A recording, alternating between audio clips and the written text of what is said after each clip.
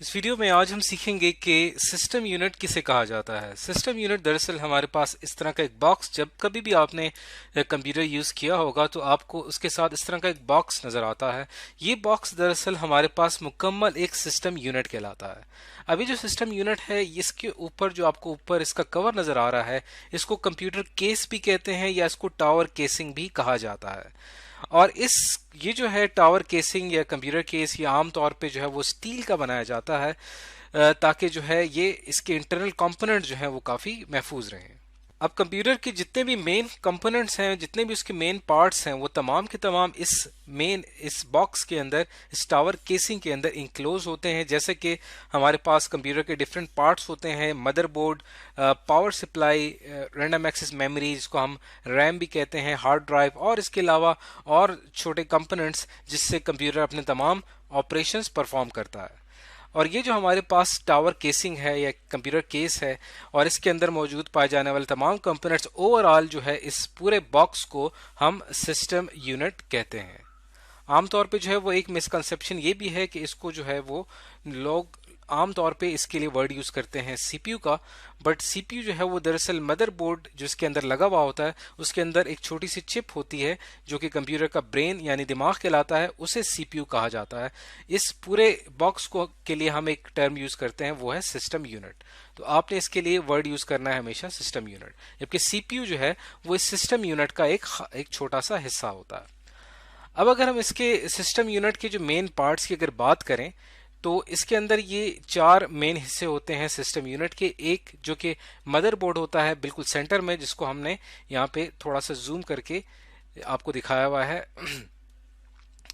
अब ये जो मदरबोर्ड है, इस मदरबोर्ड के ऊपर बाकी तमाम कंपोनेंट्स लगे होते हैं, जैसे कि network card, modem card, video card और साउंड कार्ड। ये मुख्तलिफ ऑपरेशन परफॉर्म करते हैं कंप्यूटर के लिए। मेमोरी जो है वो एक स्मॉल सी चिप होती है इस साइज की, जैसे कि आप देख सकते हैं, और ये भी लगा दी जाती है इस मदरबोर्ड पे। और जो मैं बात कर रहा था सीपीयू की, प्रोसेसर की, वो आपको यहाँ पे दिखाई दे रहा है कि ये छोटी सी चिप है जो कि इस मदरबोर्ड पे लगा दी जाती है। और यहाँ पे हमें एक ज़रूरत पड़ती है पावर सप्लाई की, जो क्या करता है, मदरबोर्ड को पावर सप्लाई करता है और मदरबोर्ड जिसकी मदद से अपने तमाम कंपोनेंट्स को कंट्रोल करता है। तो मदरबोर्ड, पावर सप्लाई, केसिंग और इसके अंदर मुख्तलिफ ड्राइव बेस यानी डिफरेंट यहाँ पे पोर्ट्स हैं, डिफरेंट यहाँ पे कंपोनेंट्स स्पेसेस हैं जहाँ पे हम एक्सटर्नल डिवाइसेस कनेक्ट कर सकते हैं। जैसे कि आप देख सकते हैं यहाँ पे जो ये वाला हिस्सा आपको नज़र आ रहा है, यहाँ पे हमारे पास डिफरेंट पोर्ट्स होती हैं और यहाँ पे हम एक्सटर्नल डिवाइसेस यानी कि माउस, कीबोर्ड, जो कि हमारी आईओ डिवाइसेस कहलाती हैं, इनपुट आउटपुट डिवाइसेस कहलाती हैं, वो हम यहाँ से कनेक्ट कर सकते हैं। इसके अलावा अगर आपने नेट से इसको कनेक्ट करना है, तो यहाँ पे हमारे पास जो है वो पोर्ट होती है जहाँ पे हम अपनी नेट वायर यानी ईथरनेट वायर को हम यहाँ पे कनेक्ट करते हैं।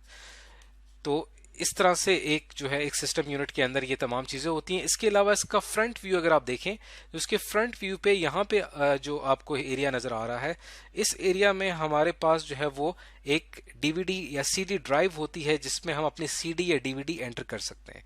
इसके अलावा फ्रंट पे यहाँ पे मजीद कुछ पोर्ट्स होती हैं जहाँ पे हम डायरेक्ट कोई एक्सटर्नल हार्ड डिस्क या कोई भी ऐसी डिवाइस जो कि यूएसबी के साथ या यूएसबी यहाँ पे लग सकती है इन पोर्ट्स के ऊपर। तो यहाँ पे हमारे पास ये कुछ फ्रंट पोर्ट्स भी होती हैं। इसके अलावा आपने देखा होगा कि यहाँ पे एक और पोर्ट होती है जहाँ पे हम जो है मॉनिटर को कनेक्ट करते हैं, यानी हमारी जो आउटपुट डिवाइस है वो भी यहाँ पे कनेक्ट होती है। इसके अलावा यहाँ पे एक पोर्ट होती है जहाँ पे हम प्रिंटर को भी कनेक्ट करते हैं। इस तरह से हमारी आउटपुट डिवाइसेस भी इस सिस्टम यूनिट के साथ कनेक्ट हो जाती हैं। तो इस वीडियो में आज हमने सीखा कि सिस्टम यूनिट किसे कहा जाता है।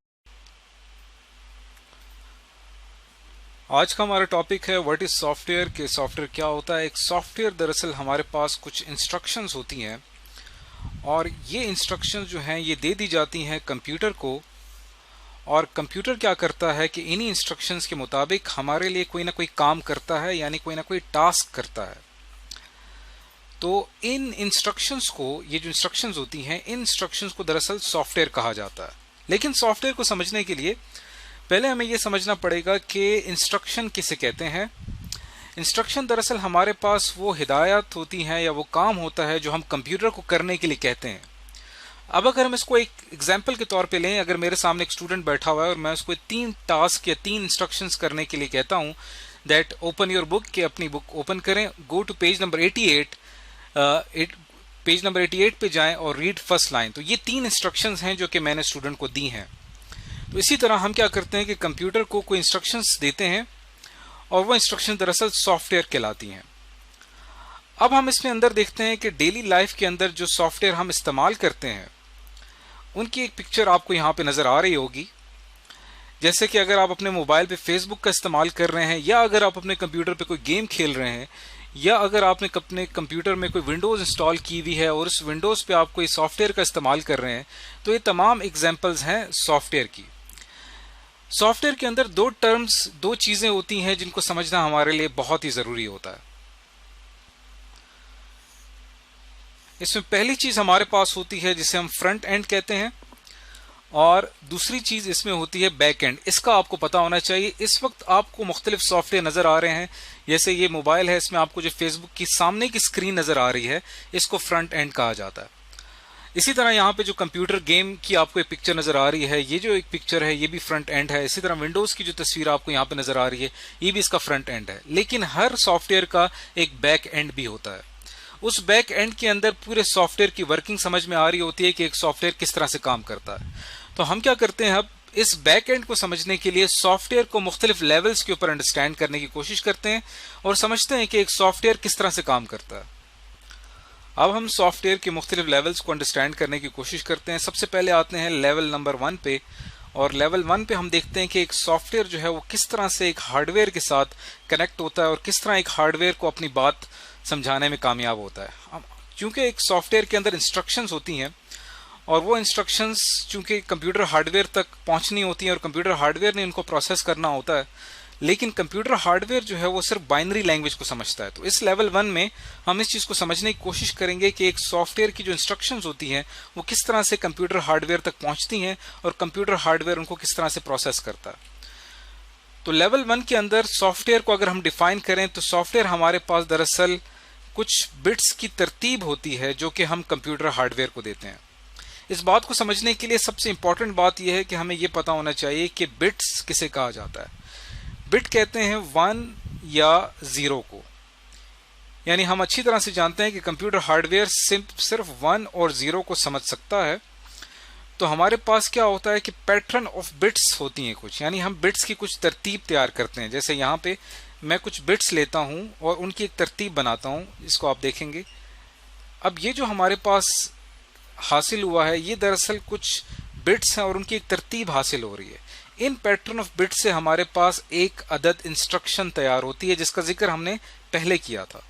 तो हम क्या करते हैं कि इन पैटर्न ऑफ बिट्स की कुछ कलेक्शंस ले लेते हैं। हमारे पास कुछ इंस्ट्रक्शंस आ जाती हैं जिसके अंदर हर इंस्ट्रक्शन जो होती है वो कुछ पैटर्न ऑफ बिट्स होती है, और ये इंस्ट्रक्शंस की जो तरतीब होती है, ये इंस्ट्रक्शंस की एक तरतीब दे दी जाती है कंप्यूटर हार्डवेयर को।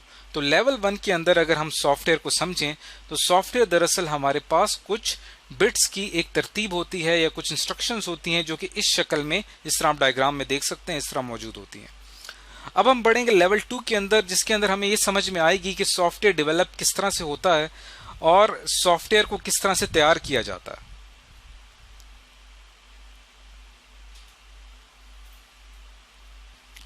अब हम बात करते हैं लेवल 2 के ऊपर, और लेवल 2 के ऊपर सॉफ्टवेयर को समझने की कोशिश करते हैं। लेवल 2 के अकॉर्डिंग हमारे पास एक सॉफ्टवेयर जो होता है वो दरअसल कुछ सेट ऑफ इंस्ट्रक्शंस होती हैं। इंस्ट्रक्शंस की एक सेट तैयार करते हैं हम, जो कि कंप्यूटर को दे दिया जाता है।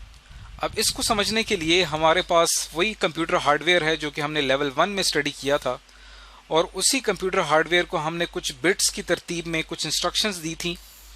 अब हम लेवल 2 में क्या करेंगे कि इंस्ट्रक्शंस को जो हम लिखेंगे वो दरअसल हम किसी प्रोग्रामिंग लैंग्वेज का इस्तेमाल करते हुए लिखेंगे।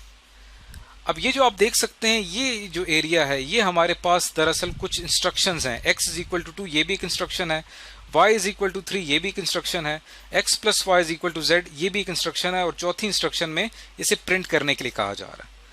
तो हमारे पास जो पहली इंस्ट्रक्शन है ये दरअसल यहाँ पे कॉरेस्पॉन्ड कर रही है, मिल रही है पहली बाइनरी इंस्ट्रक्शन के साथ। इसी तरह y = 3 जो है ये हमारे पास इस इंस्ट्रक्शन को रिप्रेजेंट कर रही है। z = x + y ये थर्ड इंस्ट्रक्शन को रिप्रेजेंट कर रही है, और प्रिंट z जो है ये फोर्थ इंस्ट्रक्शन को रिप्रेजेंट कर रही है, और उसके बाद ये चारों इंस्ट्रक्शंस दे दी जाती हैं कंप्यूटर हार्डवेयर को। अब हमारे पास जो ये सेट ऑफ इंस्ट्रक्शन हासिल हुई हैं, इसे दरअसल कंप्यूटर प्रोग्राम कहा जाता है। यानी लेवल 2 में हमारे पास एक चीज़ हासिल होती है जिसे हम कंप्यूटर प्रोग्राम कहते हैं। ये कंप्यूटर प्रोग्राम हमारे पास क्या होता है, दरअसल ये कुछ इंस्ट्रक्शंस की एक तरतीब होती है जो कि हम एक ख़ास मकसद के लिए इस्तेमाल करते हैं। तो यहाँ पे इस लेवल 2 के अंदर हमें C1 के नाम से एक कंप्यूटर प्रोग्राम हासिल हुआ है, जिसे आप देख सकते हैं इस टाइम स्क्रीन के ऊपर। ये जो हमारे पास वाइट डायग्राम के अंदर जो इंस्ट्रक्शंस लिखी हुई हैं, ये दरअसल हमारे पास एक कंप्यूटर प्रोग्राम है जिसको अब हम क्या कर रहे हैं, C1 से रिप्रेजेंट कर रहे हैं। तो लेवल 2 के अंदर दरअसल हमने एक कंप्यूटर प्रोग्राम तैयार कर लिया है। अब हम चलते हैं लेवल 3 के अंदर। अब देखते हैं कि सॉफ्टवेयर किस तरह से डेवलप होता है और सॉफ्टवेयर किस तरह से बनता है। अब हम बात करते हैं लेवल 3 की। लेवल 3 के अंदर हमारे पास एक सॉफ्टवेयर जो है वो दरअसल कुछ कंप्यूटर प्रोग्राम्स जो हैं उनकी कलेक्शन हासिल हो जाती है हमें। यानी ऊपर लेवल पे आपने देखा कि हमारे पास यहाँ पे C1 की शक्ल में एक कंप्यूटर प्रोग्राम हमें हासिल हुआ। तो हमारे पास लेवल 3 में क्या होता है कि बहुत सारे कंप्यूटर प्रोग्राम्स आपस में मिल जाते हैं, और ये बहुत सारे कंप्यूटर प्रोग्राम जो है आपस में मिलकर कलेक्शन बनाते हैं, और ये कंप्यूटर प्रोग्राम्स आपस में एक दूसरे के साथ कनेक्टेड होते हैं लॉजिकली, यानी तरतीब के साथ इनको आपस में जोड़ दिया जाता है, और ये मिलकर परफॉर्म करते हैं, मिलकर फंक्शंस तैयार करते हैं। अब इस डायग्राम में आप देख सकते हैं कि मुख्तलिफ कंप्यूटर प्रोग्राम्स हैं C1, C2, C3, C4, C5 की शक्ल में, और यहाँ पे ये तमाम कंप्यूटर प्रोग्राम्स एक दूसरे के साथ कनेक्टेड हैं। तो लेवल 3 के अंदर हमारे पास बहुत सारे कंप्यूटर प्रोग्राम्स होते हैं जो एक दूसरे के साथ इंटरकनेक्टेड हो जाते हैं। अब हम बात करते हैं लेवल 4 की। लेवल 4 में हमारे पास सॉफ्टवेयर का जो फ्रंट एंड है उसको डिज़ाइन किया जाता है, और फ्रंट एंड को बैक एंड के साथ जोड़ दिया जाता है। पहले जो 3 लेवल हमने डिस्कस किए हैं, उन 3 लेवल्स के अंदर हमने देखा है कि सॉफ्टवेयर का बैक एंड किस तरह से काम कर रहा होता है। अब आप इस डायग्राम में देख सकते हैं कि एक गेम है काउंटर स्ट्राइक के नाम से, जिसकी एक स्क्रीन आपको दिखाई गई है। इस गेम के अंदर ये भी एक सॉफ्टवेयर है।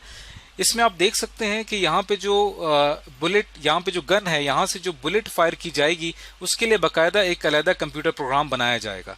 इसी तरह सामने से जो ओपोनेंट या मुखालिफ टीम का बंदा आ रहा है, इसके भागने के लिए भी हमारे पास एक कंप्यूटर प्रोग्राम होगा। इसी तरह सामने से जो आपको ये दरवाज़ा खुलता हुआ नज़र आ रहा है, इसके लिए भी एक कंप्यूटर प्रोग्राम होगा। तो इसी तरह एक सॉफ्टवेयर के पीछे बहुत सारे कंप्यूटर प्रोग्राम्स आपस में मिलकर काम कर रहे होते हैं, और एक कंप्यूटर प्रोग्राम किस तरह से बनता है वो हमने डिस्कस किया लेवल 2 के अंदर। और एक कंप्यूटर प्रोग्राम के पीछे किस तरह से बिट्स की तरतीब होती है, पैटर्न ऑफ बिट्स काम कर रहे होते हैं, उसको हमने लेवल 1 में डिस्कस किया, और फिर कंप्यूटर हार्डवेयर इसको प्रोसेस करता है। तो आज के इस वीडियो में हमने ये चीज़ सीखी कि एक ओवरऑल एक सॉफ्टवेयर जो होता है वो किस तरह से काम कर रहा होता है।